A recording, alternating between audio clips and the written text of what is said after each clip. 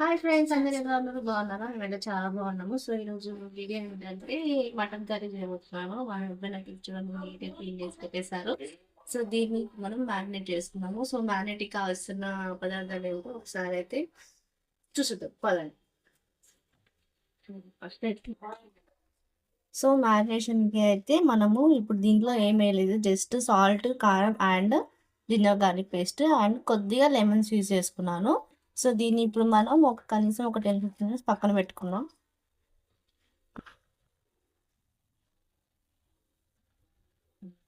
చక్కగా ఇది మ్యారినేట్ చేసి పక్కన పెట్టేసుకున్నాము. సో ఇది మ్యారినేట్ అయ్యేలోపు మనమైతే దీంట్లో కావాల్సినవి కొంచెం పోపు వేసుకున్నాం. నా స్టైల్లో చేస్తున్నాను, అందరూ ఇలానే చేయాలి చేసుకోవాలనే ఉద్దేశం అయితే కాదు. సో ఫ్రెండ్స్, మ్యారినేట్ చేసుకున్న మటన్ అయితే ఇప్పుడు నేను కొద్దిగా 1 టీ స్పూన్ ఆయిల్ వేసేసి నేను కుక్కర్ అయితే పెట్టేస్తున్నాను.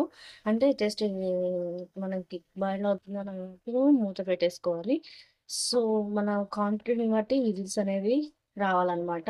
సో మూత పెట్టేస్తున్నాము, విజిల్ అయితే పెట్టేస్తున్నాము. సో చూద్దాం మనకి ఎంతసేపటికి ఇదైతే బాయిల్ అవుతుందో.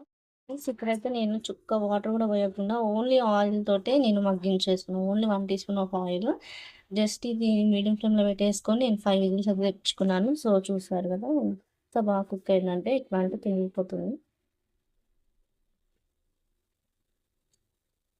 చూపిస్తాను, ఇది కాలుతుంది చేతితో వెళ్దామంటే. సో అందుకని ఇలా గంటతో చూపిస్తాను. సో చూడండి ఎలా తిరుగుతుందో. సో అట్లా అనమాట. సో ఫ్రెండ్స్, ఇక్కడ మన మటన్ అంటే అవుతుంది. ఈ లోపు మనం దానిలోపు ఇక నేను దోసకాయ మటన్ చేయబోతున్నాం కాబట్టి ఫస్ట్ అయితే మనం ఆయిల్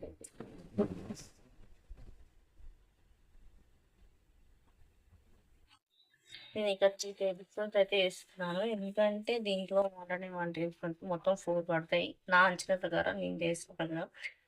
మనకి వెజ్లో ఆయిల్ తక్కువ ఉన్న పర్లేదు, కానీ నాన్ వెజ్లో కొంచెం ఎక్కువ ఉంటేనే మనకి ఆ స్మెల్ అనేది ఉంటుంది. కాబట్టి ఒకసారికి ఏం కావాలి హస్బెండ్ ఎంత నీట్గా కట్ చేసి పెట్టారన్న కోసం నేను అప్పుడప్పుడు నాకు హెల్ప్ చేస్తూ ఉంటాను. So sweet.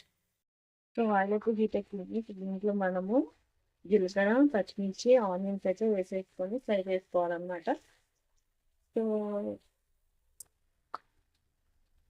మనం ఒక్క చికెన్ చేస్తున్నాం కాబట్టి టమాటా కొంచెం తక్కువ వేసేసుకొని దోసకాయ తక్కువ వేస్తున్నాను,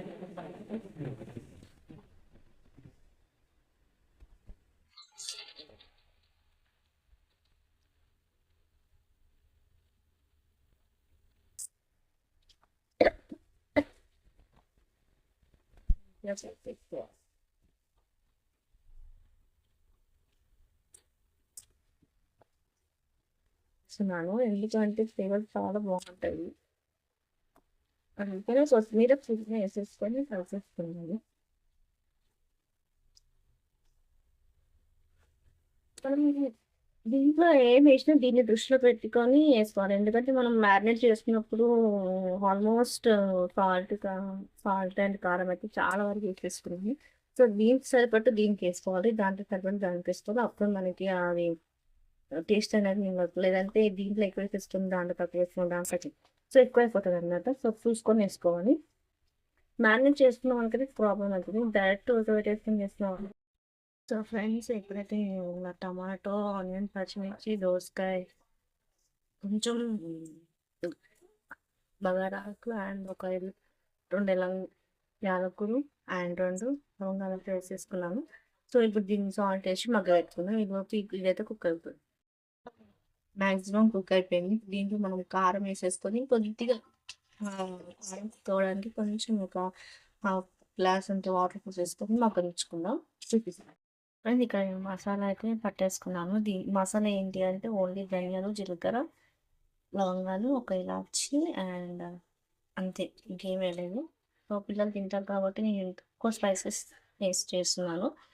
మన పెద్దవాళ్ళకైతే ఎంత స్పైసీ మీకు టేస్ట్ సరిపడా వేసేసుకోండి. అనేది ఇక్కడ చాలా తక్కువ వేసేస్తున్నాను. సో ఇక్కడ మన మటన్ కూడా బాయిల్ అవుతుంది, వేసేసాను నేను ఆల్మోస్ట్. మటన్ కూడా దీంట్లో మనం బాయిల్ చేసి పెట్టేసుకున్నాం కదా, దాన్ని దీంట్లో వేసేసి కొద్దిగా కొత్తిమీర, పుదీనా చక్కేసుకొని పెట్టేసుకున్నాను. కొంచెం దగ్గర పడ్డాక మనం ఈ మసాలా అనేది వేసేసుకొని సర్వ్ చేసుకోవడమే. సో సో ఫ్రెండ్స్, ఇక్కడ మన మటన్ కర్రీ అయితే రెడీ అయిపోయింది.